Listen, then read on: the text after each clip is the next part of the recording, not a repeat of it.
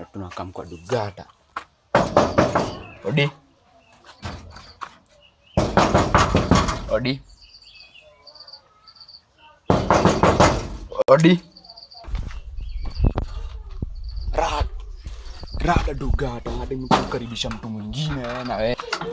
Zini useme haraka kenye unadai, mimi niko na shughuli fantu huko nafanya. Hata unipeleke kwa kina Shido. Ndio nipeleke hapa hivi kwa kina Shido, unaona kwa hivi rogo. Ziko unaningama.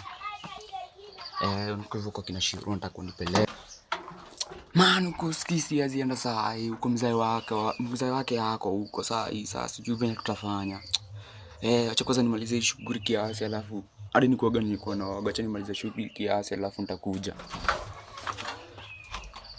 Kwenda najua ngatu na kuanga msewa hivyo, acha mimi niishie nikiwa solo. Jukwani kwenda solo inanibidi mchukue nini? Ndio mlango yako. Usiongee mbaya nani.